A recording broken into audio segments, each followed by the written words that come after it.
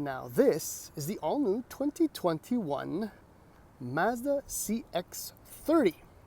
Yes, Mazda's latest small SUV crossover, which wedges itself somehow, some way between their CX-3 subcompact SUV and the compact SUV that is the CX-5. Now, before I give you an idea of pricing and features and all that, I'm going to try and describe to you physically how it lines up with a few of its stablemates. Okay, so lengthwise, overall, it's about 12 inches longer than the CX-30, so not quite 5 inches. However, it is 2 centimeters lower height-wise than the CX-30, or about an inch. Now, the most important difference that you have to keep in mind with the CX-30 is that it is, are you ready? 27 centimeters, almost 28 centimeters wider. That is like 11 inches wider than the CX-30. In fact, it's only a few millimeters off from the Mazda 3 Sport. Aha, Mazda 3 Sport. I think we're getting somewhere. Okay, so base price in Canada for the 2021 CX-30 GX is $24,550. I'm going to take care of that model right away. It comes with a 2-liter engine. It is front-wheel drive only and serves only for a lower price point in Canada. It does include an 8.8-inch screen, LED headlights, Apple CarPlay, Android Auto, keyless entry, blind spot monitoring, and a whole bunch of other stuff. So it's fairly well equipped. In the US, the base price is $21,900, but the difference is their base model includes the 2.5-liter 4-cylinder engine, also front-wheel drive. So back to Canada, the GS and the GT have the 2.5-liter engine as standard. Now, the model you're looking at right now is in fact a GS with all-wheel drive and the premium package, or luxury package, sorry. So it starts at $27,350, so plus $1,500 for the iActive all-wheel drive, so we're at $28,550. The luxury package includes a sunroof, a leather interior, power driver's seat, and a few other things, so the grand total is $31,200. Okay. So many things, so few things. Anyway, styling-wise, it's very simple. I mean, this is one of the most attractive small SUVs on the road today, which pretty much echo what I may have said about the Mazda 3 Sport as being one of the most attractive compact cars available on the road today. There isn't much else to say as far as the outside is concerned. I mean, I've been around a few times. I love the combination. Long hood, very short overhang in the back. It's a very muscular yet simple stance. A lot of cladding, which somehow really works on this vehicle. And the wheel gaps, look at the gaps between the tires and the flares. It's just completely nuts. Okay. Now, let's do the usual tour. So, right, you remember it's a lot longer and it's wider too. But the trunk isn't that much bigger. So this thing has about 572 liters of boot space versus the CX-3's 504 liters of trunk space. So this is not where people win space-wise when they purchase a CX-30. But still, fairly accessible. Not really any storage under the floor, but, you know, it's still usable. Okay. In the back. Now this is where the differences lie, and a number of other differences. I don't know if you'll see it better in the front, but yeah. So getting in and out is actually fairly easy. The seating position is quite high, and there is that beautiful dash. And the sunlight is really not working in my favor, but that's my driving position. Look at the amount of legroom. That's about 4 times more space than you get in the CX-3. It's kind of nuts. Width-wise, you can fit 3 across compared to the CX-3, for example. Headroom isn't too bad, and if you are an adult, you can actually see out the window. Now, the small side window back there is kind of useless. but you can see. I did not install my kids' seats in this because it's still very claustrophobia inducing, if you will, because look still how high the sight lines are, or the belt line is where the greenhouse begins. And if there's a child seats in there, they won't be able to see out the window. All right, so let's hope we can see this. Can you see this? Yes, you can. Oh, did you see that? Huh? Now this is Mazda going Premium Plus. It is beautiful. Materials, textures, little bit of stitching, beautiful stuff. Piano black finish, very smooth. Flat buttons. I love the way they all line up. It's very, very nice. Okay, so if we step on board and start her up, I like that. A black start-stop button. Usually they're silver or gray or something like that. That's a nice touch. Let's shut her down. Okay, the gauge is very straightforward. In fact, if you take a quick glance around, this is very much all Mazda 3, which is fine. The biggest difference being that, yeah, you're sitting a little bit lower, or the body of the CX-30 is a little bit higher. Now there's your 8.8-inch screen, which is controlled via the wheel and selector here. Storage is decent-ish for your, that is a mask, cup holders. The bin over here, can you see it? Look at that blue leatherette. It is fantastic. It's supple, so soft to the touch. Good storage there, good storage bins there. Visibility wise, it's actually not that bad, with one exception. Now my seating position is always the absolute lowest, and when you get over here you have just enough, visibility to do that tight left hand turn around a cement medium. However, the base of the pillar with the speaker here, it's quite wide.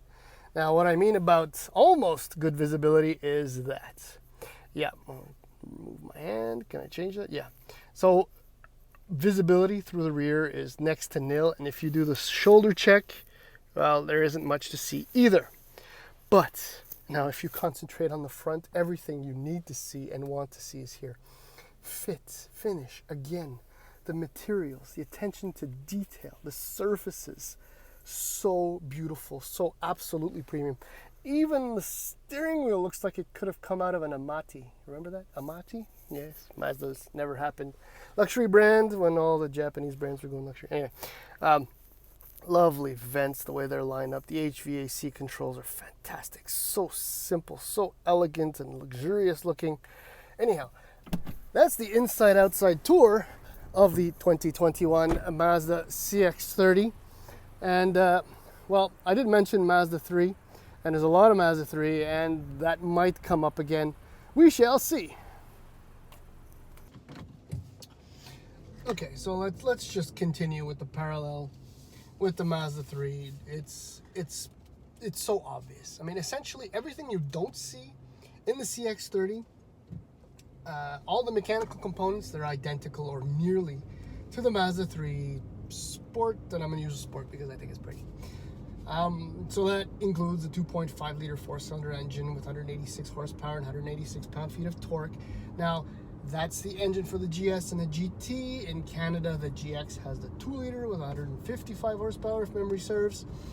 Same 6-speed automatic transmission and iActive all-wheel drive system.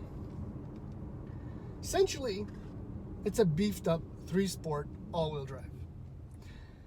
So, I mean, the question arises again, where does this thing fit within Mazda's lineup?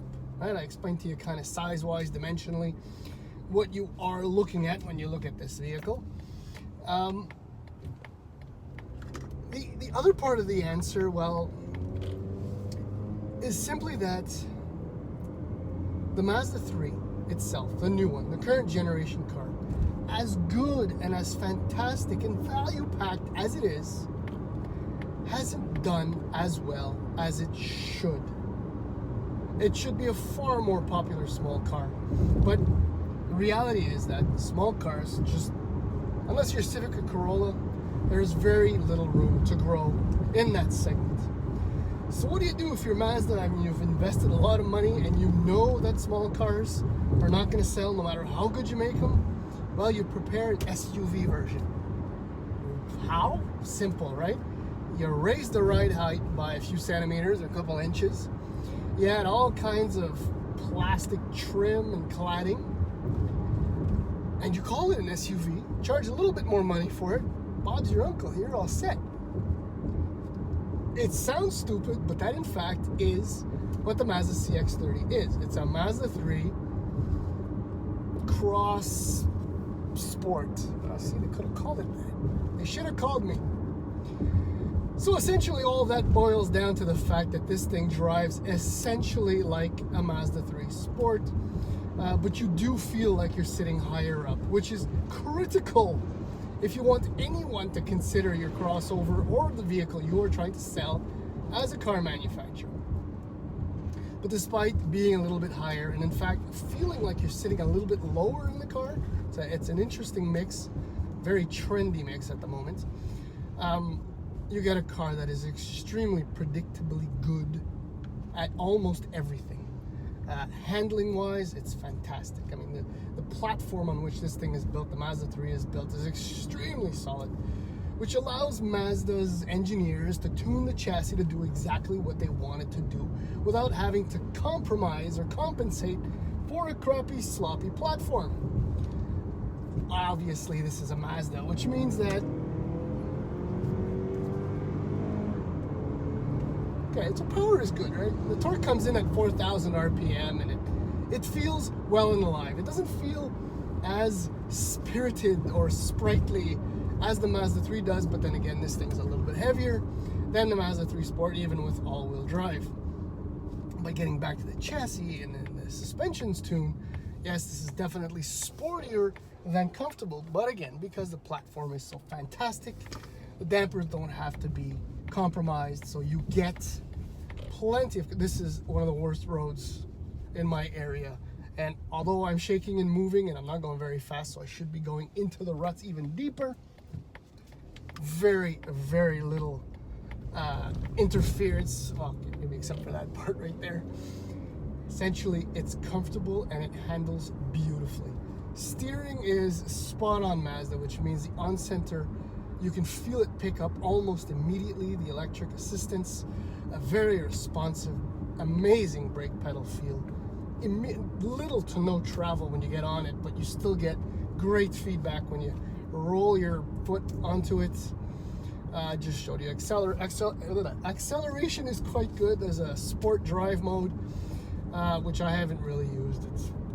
It's fun, but it just holds gears a little bit longer. And the 2.5 isn't exactly the quietest or smoothest four-cylinder engine you can buy, so normal is just fine.